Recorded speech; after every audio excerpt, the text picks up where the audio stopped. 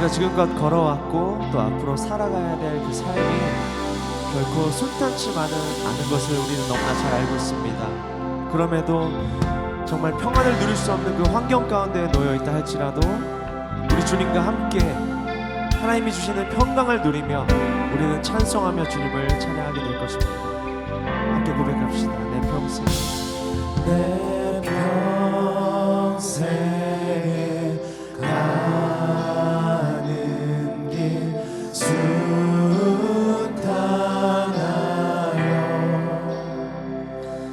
늘 잔잔한 강 같은지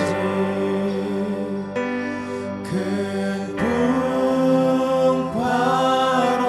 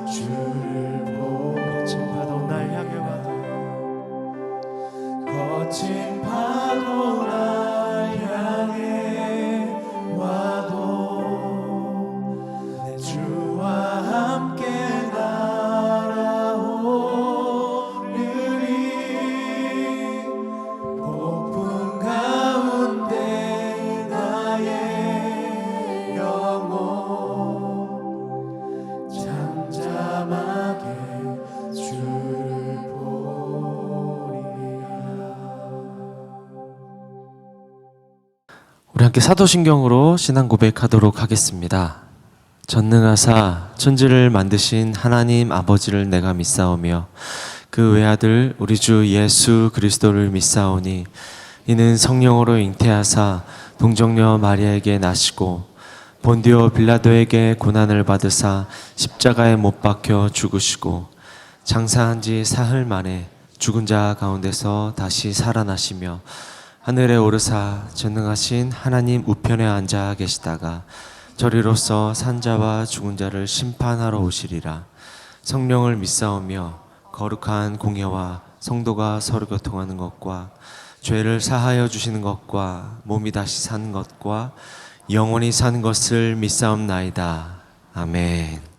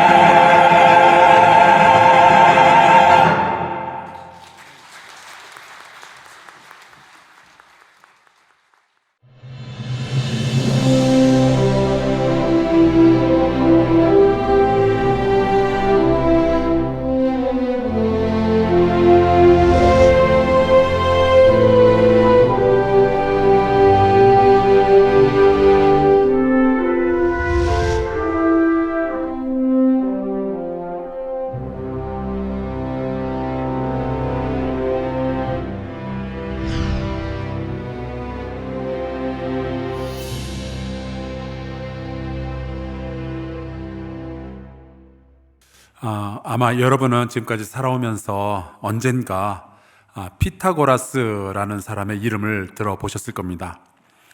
피타고라스는 고대 그리스의 철학자이자 수학자죠.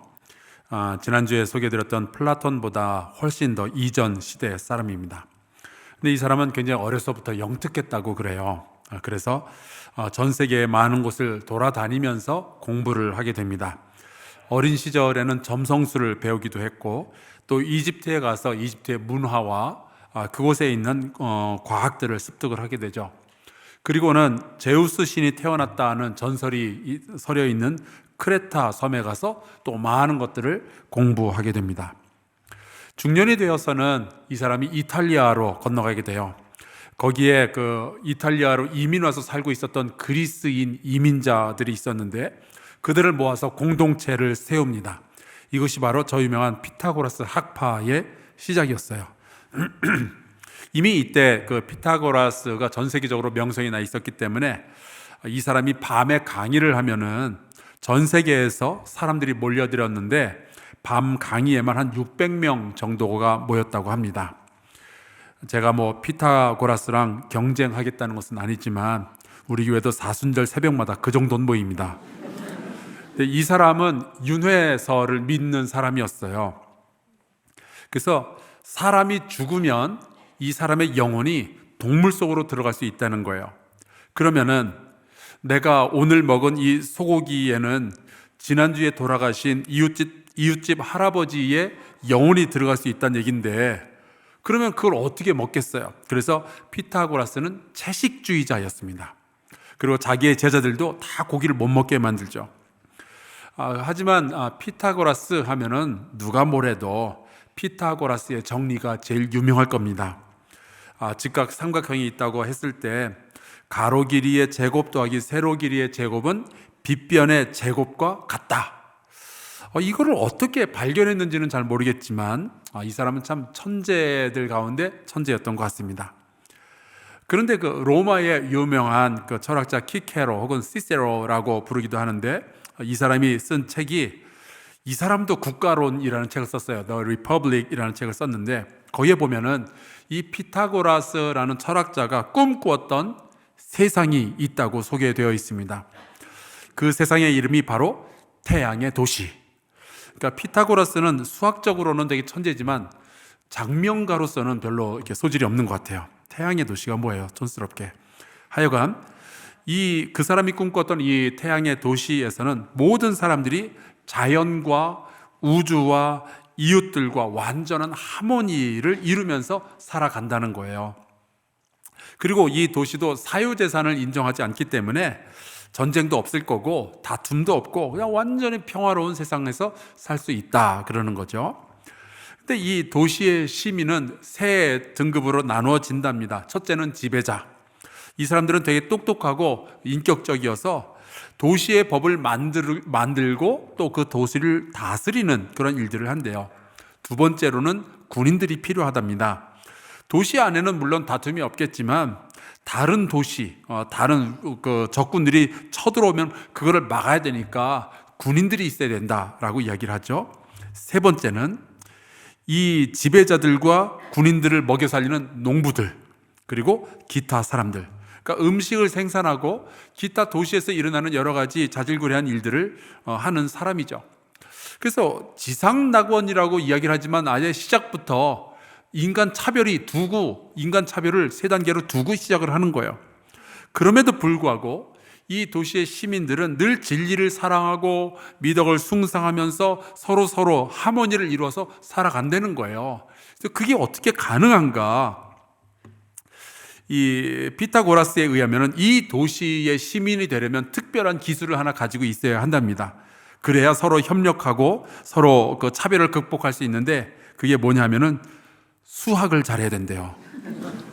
좀 황당하지만 수학을 잘하면 진리를 깨달을 수 있고 우주의 기본적인 원리들을 이해하게 되니까 좋은 시민이 될 수 있다는 겁니다. 그래서 수학을 잘하면 이웃과 화목하고 사회적 균형을 수학적으로 이룰 수 있대요.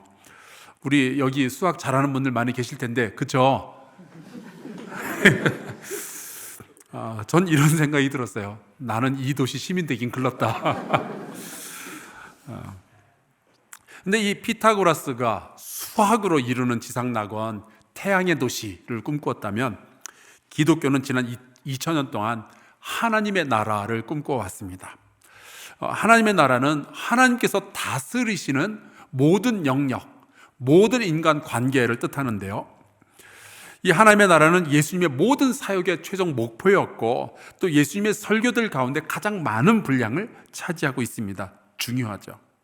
근데 이 하나님의 나라는 우리가 죽어서 우리의 영혼이 가는 천국만을 의미하는 것이 아니라 더 중요하게는 바로 우리가 발붙이고 살아가는 이 땅에서 만들어지는 하나님의 통치, 하나님의 나라를 의미하고 있어요. 만약에 우상과 죄악과 마귀와 탐욕이 이 세상을 다스리고 있다면 예수 그리스도가 시작하신 이 하나님의 나라는 마치 한 알의 밀알이 땅에 떨어지는 것처럼 이곳에서 자라나면서 하나님의 나라가 30배, 60배, 100배로 커지게 되는 거죠. 예수께서는 이 하나님의 나라가 이미 이 땅에서 시작이 되었고 예수께서 다시 재림하실 때 이 하나님의 나라가 완성될 것을 말씀하여 주셨습니다. 자, 그러면은 그 중간의 시대를 살아가는 우리는 어떻게 살아갈 거냐? 이미 시작된 하나님의 나라고 우리는 이미 하나님 나라의 백성이 되었다면 우리는 이 땅에서 어떻게 살아야 될 거냐? 이게 중요하지 않겠습니까? 그렇다면 여러분, 우리가 내 가정이 이 세상의 문화와 이 세상의 정욕에 휩쓸리면서 대충 살아가는 것이 아니라 나는 이 땅에 발붙이고 살아가고 있지만 적어도 나의 인생은 하나님의 다스림을 받으면서 살아가야 되지 않겠어요? 그래서 여러분의 삶과 여러분의 가정과 여러분의 일터에 하나님의 통치의 영역이 더 깊어지고 더 넓어지게 되기를 주 이름으로 축원합니다. 그렇게 하나님의 나라가 커져가는 거예요. 마치 나치 독일이 프랑스 파리를 점령하고 있었지만 그 안에는 여전히 나치 독일과 저항하면서 싸웠던 레지스탕스가 있었던 것처럼 우리가 그렇게 살아가야죠. 마치 일본 제국이 대한민국을 점령하고 식민지를 만들었음에도 불구하고 그 일본과 지속적으로 싸우면서 독립을 꿈꾸었던 독립군들처럼 우리도 이 땅에 더 많아지고 언젠가는 완성될 그 하나님의 나라를 꿈꾸면서 죄악의 습관들을 끊어내고 이 땅의 악들을 물리치고 세상에 굽신거리기보다는 지금 당장 하나님의 통치를 받으면서 살아가야죠. 그렇게 살아내는 우리 성도들 되시기를 주 이름으로 축원합니다.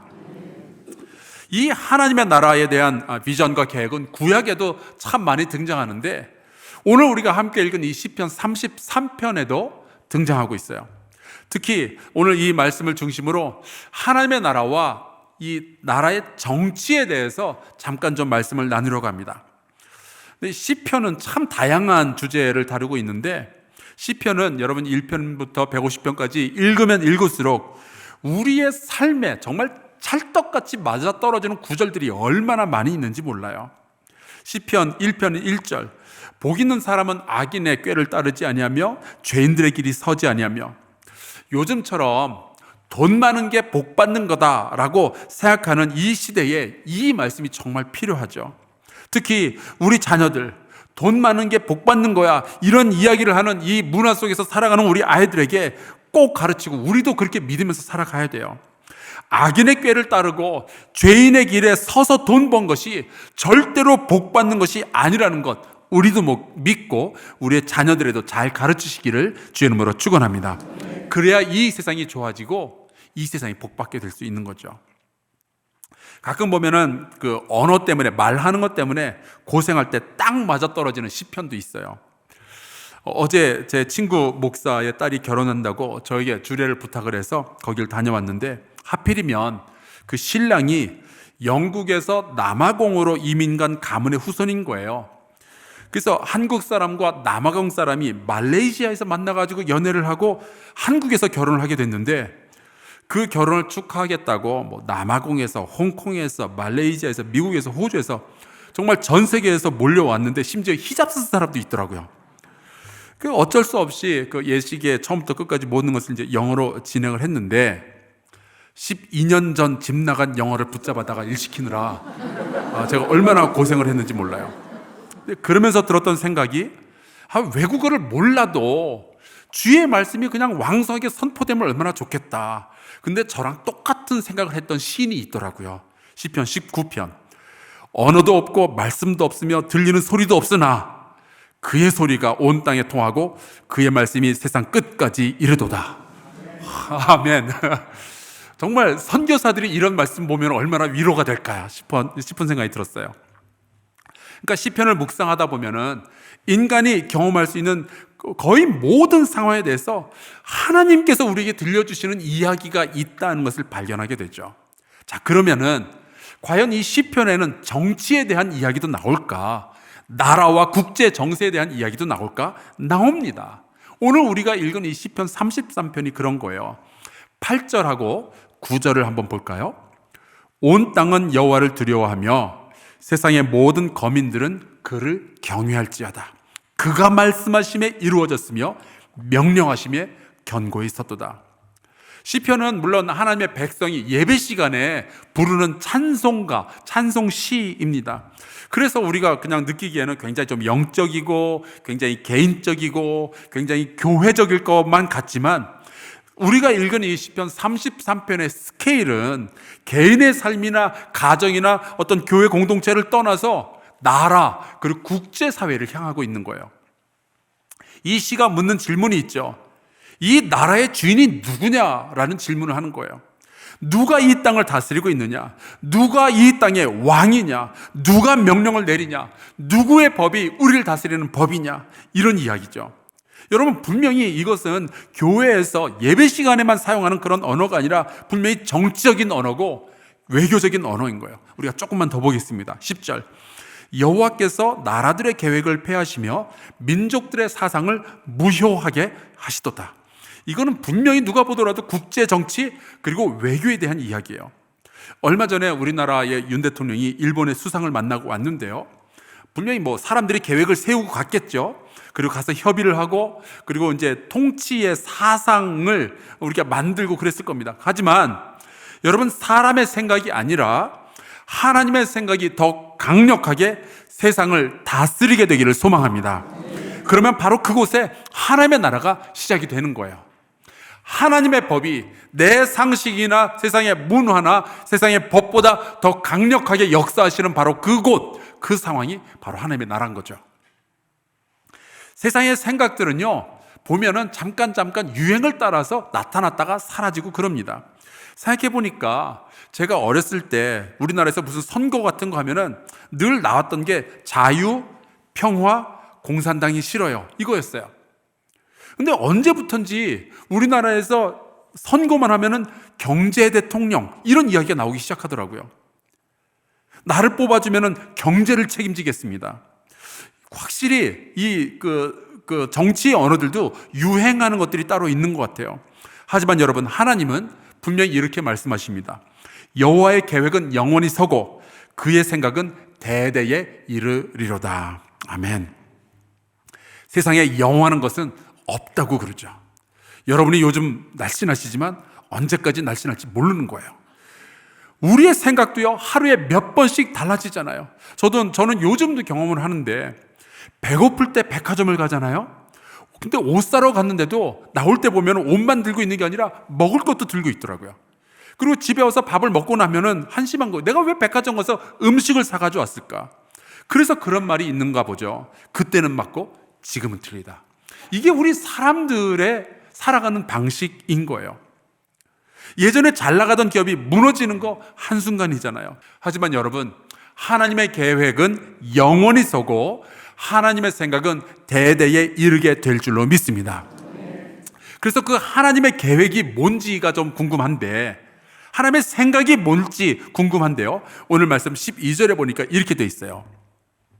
여호와를 자기 하나님으로 삼은 나라, 곧 하나님의 기업으로 선택된 백성은 복이 있도다. 여러분, 하나님을 우리의 하나님으로 삼은 나라는 복이 있게 하시겠다는 것이 하나님의 계획이요, 그분의 생각인 줄 믿으시길 바랍니다. 그래서 저는 이 말씀을 보면서 이런 생각을 하는 거죠. 우리 대한민국이 복받는 나라가 되면 좋겠다. 근데 복받는 나라가 되려면 조건이 있어요. 여호와를 자기 하나님으로 삼아야 되는 거예요. 그런데 우리가 또 여호와를 하나님으로 삼는 나라가 되려면 우리가 하나님의 기업으로 선택된 백성이 되어야 되겠죠. 근데 여기에 대해서는 여러분 좀 자신감을 가지시기를 바랍니다. 지난주에 말씀드린 바와 같이 우리 대한민국은요, 그냥 보통 세상에 있는 백성이 아니라 하나님의 선택받은 백성인 줄로 믿습니다. 그렇지 않고서야 우리 대한민국이 그 식민지 시절과 그 전쟁 이후에 고난과 가난을 거친 후에 여기까지 왔을 리가 없어요. 우리나라는 분명히 하나님의 선택에 의해서 여기까지 끌려왔습니다. 하나님의 기업으로 선택된 나라, 여호와를 자기 하나님으로 삼은 나라 안에서는 하나님의 통치가 그렇다면 자연스럽게 이루어져야 되지 않겠어요? 이 말은 하나님의 말씀과 하나님의 통치의 원리가 이 나라의 정치에, 법에 지속적으로 영향을 끼치고 있어야 한다라는 뜻이죠. 신앙과 정치는, 교회와 정치는 서로 관련이 없는 건가? 여러분, 절대로 그렇지 않습니다. 성경을 읽어보세요. 구약에 나오는 주요 인물들, 여러분이 기억나는 주요 인물들 가운데 굉장히 많은 사람들이 정치인들 아니었어요? 다윗 왕, 솔로몬, 다니엘, 느헤미야, 심지어 다 사무엘, 열왕기, 역대기 이런 책들도 다 나라와 정치에 관한 이야기들로 채워져 있습니다. 여러분, 신앙과 정치가 관련이 없다고요? 교회와 정치가 관련이 없는 거라고요? 절대로 그렇지 않습니다. 그렇게 말하는 분들 보면은 무슨 성경을 읽고 있는지 제가 잘 이해를 못 하겠어요. 또 그런 말씀 하시는 분들이 있어요. 아니, 예수님과 제자들이 정치 활동을 하셨냐고. 여러분, 그거 반은 맞고 반은 틀린 얘기예요. 가이사의 것은 가이사에게, 하나님의 것은 하나님에게. 이 말이 마치 종교와 정치는 완전히 분리되어 있어야 된다라고 뜻하는 것으로 생각하는 분들이 있는데 절대로 그렇지 않습니다. 물론 예수님이 무슨 정당을 조직하거나 아니면 무슨 법을 제안을 해서 정부의 그 요직에 있는 사람들 만나거나 그러지는 않았어요. 하지만 예수님은 지속적으로 그 법이 만들어져야 되는 토대, 법의 뿌리에 대해서 백성들을 계속 가르쳤고 그 정치인들의 가치관에 대해서 계속 말씀을 전하셨던 거예요. 여러분, 그래서요, 여러분 생각해 보세요. 예수님을 가장 두려워했고 예수님을 가장 제거하기를 원했던 사람들은 다 정치인들이었어요. 왜 그렇게 예수님을 정치인들이 두려워했을까요? 이 예수님의 말씀이 자기들에게 위협이 된다고 생각을 했던 거죠. 예수님은 정치인은 물론 아니셨지만 그거보다 더 거대하고 더 근본적인 방식으로 나라의 법과 정치 그리고 백성에게 영향력을 끼치고 있다는 것을 정치인들이 먼저 눈치를 챈 거예요. 그래서 예수님을 십자가에 제거하기로 결정을 내리는 거죠. 종교는 보면 예언자적인 종교가 있고 신비적인 종교가 있어요. 기독교는 예언자적인 종교에 속해 있습니다. 그래서 하나님을 만나는 신비한 경험이 있을지라도 반드시 그 끝에 가서 보면은 하나님의 말씀을 가지고 세상으로 내려가고 사람에게로 돌아가게 되는 거예요. 그래서 모세가 하나님을 만나는 40일 동안 하나님을 만나는 신비한 경험을 하지만 십계명을 들고 다시 세상 속으로 사람들에게 찾아가는 거죠. 예수님도 변화산에서 온몸이 하얗게 빛나고 모세와 엘리야와 대화를 나누는 정말로 신비한 경험을 하지만 제자들과 함께 다시 산 아래로 사람들에게로 찾아가시는 거예요. 여러분, 기독교는 세상에 관심이 많이 있습니다. 천국에 가려고만 아둥바둥하는 종교가 아닌 거예요. 기독교는 오히려 하나님의 말씀으로 세상을 변화시키는데 관심이 많이 있죠. 그래서 기독교는 이 땅의 정치에도 관심을 가지고 있어야만 하는 거예요. 왜냐하면 이 땅의 백성에게 가장 큰 영향을 미치는 것이 정치인들, 정치, 법 이런 것들이니까요. 독재자가 나와보세요. 공산주의가 판을 쳐보세요. 백성이 가장 고통을 받잖아요.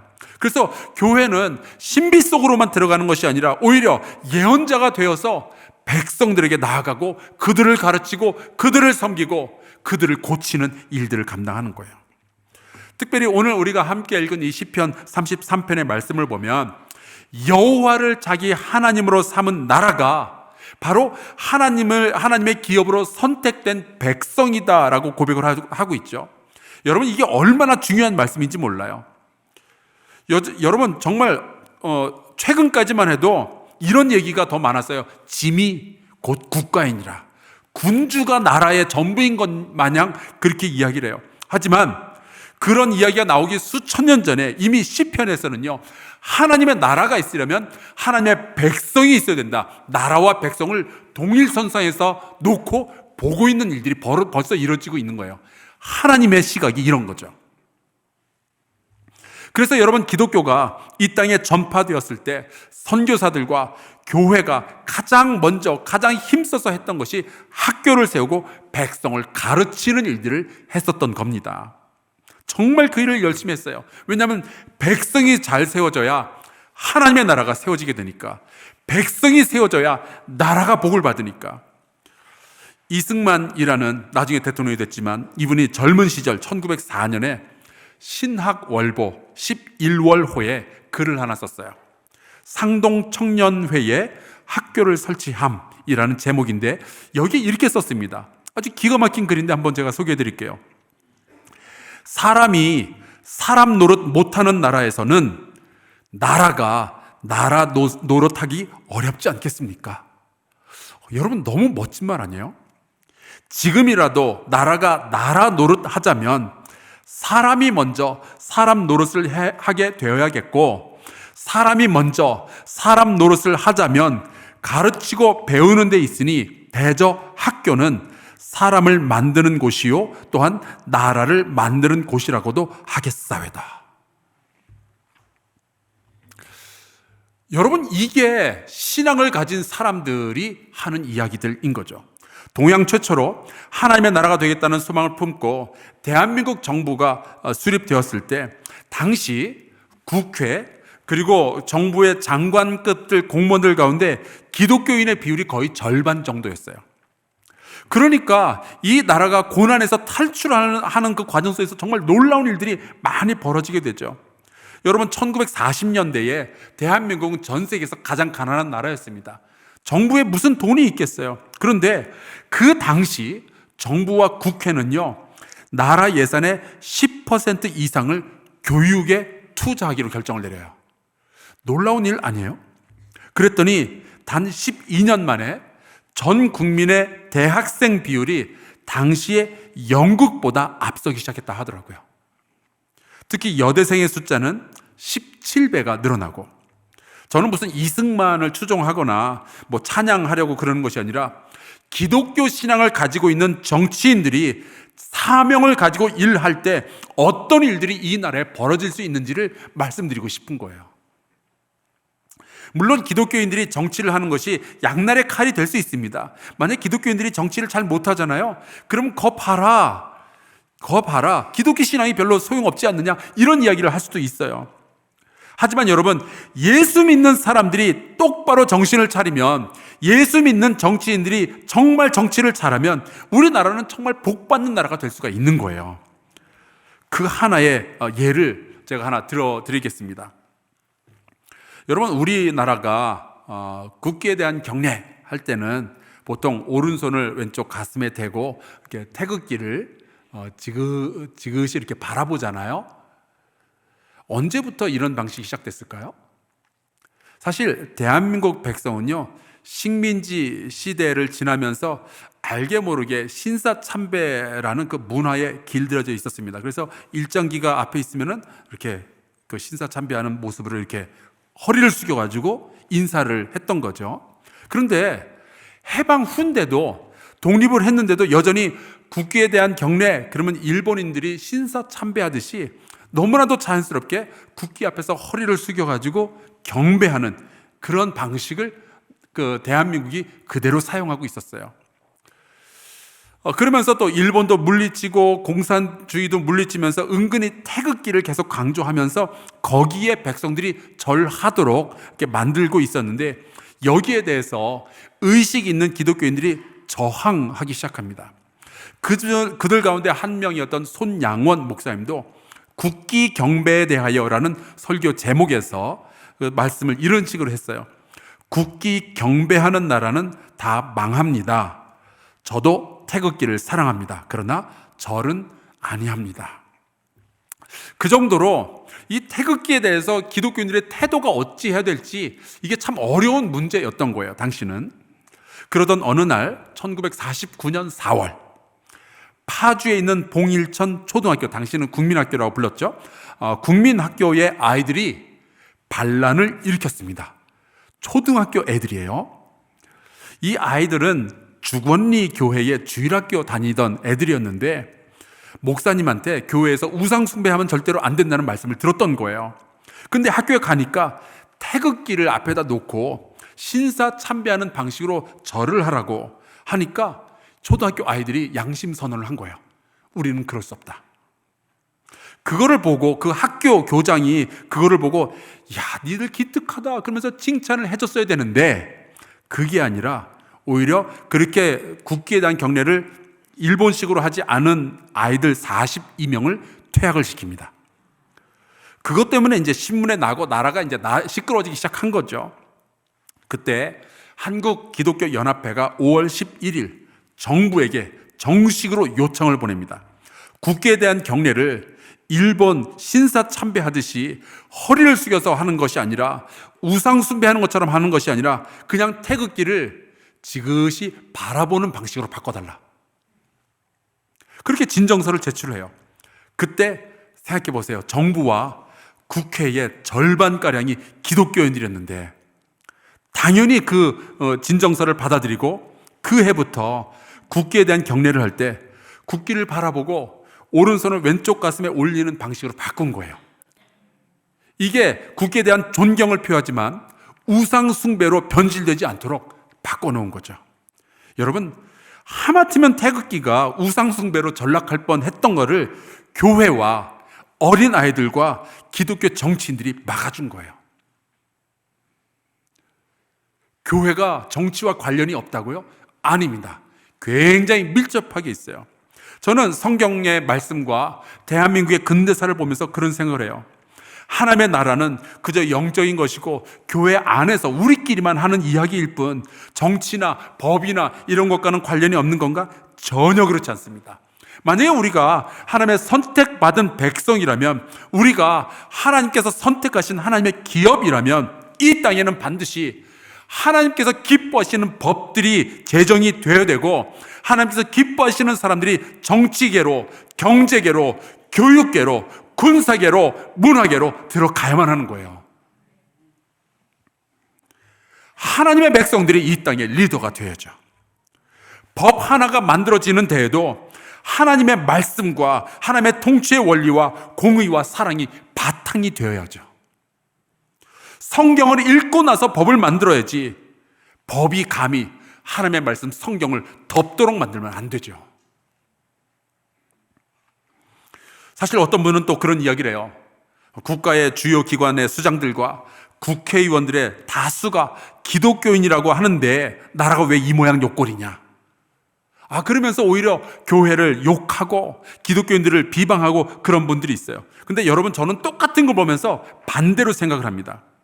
여러분, 정치인들 중에 기독교인들이 기도하면서 정치를 해도 요 모양 요 꼴인데 그 기독교인들의 숫자가 줄어들었다고 생각해 보세요. 얼마나 끔찍한 일들이 벌어지게 될지. 저는 우리나라가, 저와 여러분, 이 대한민국의 백성이 복받는 백성이 되기를 주의 이름으로 축원합니다. 우리나라가 하나님의 일을 마음껏 하는 기업이 되기를 주의 이름으로 축원합니다. 그러기 위해서는 저와 여러분이 하나님의 백성답게 살아야 할 겁니다. 이 나라의 법과 정치가 과연 하나님의 성품과 그분의 원리와 그분의 공의를 반영하고 있는지 우리가 관심을 가지고 들여다봐야만 해요. 만약에 정치가 썩었다면, 잘못된 법이 제정되려고 한다면 우리가 고쳐놔야죠. 좌나 우의 진영 논리 혹은 진보와 보수의 이야기를 떠나서 하나님의 법이 이 땅에 실현이 되고 하나님의 백성이 예배하는 대한민국이 되어서 복받는 나라, 복받는 백성이 되기를 간절히 축원합니다. 우리 같이 이 찬양 부르고 기도하면 좋겠어요. 이곳에 임하신 하나님의 나라, 가난한 마음으로 바라보겠습니다. 같이 찬양합시다. 이곳에 임하신 하나님 나라, 가난한 마음으로 바라보리라. 먼저 그 나라 그 뜻 구하라.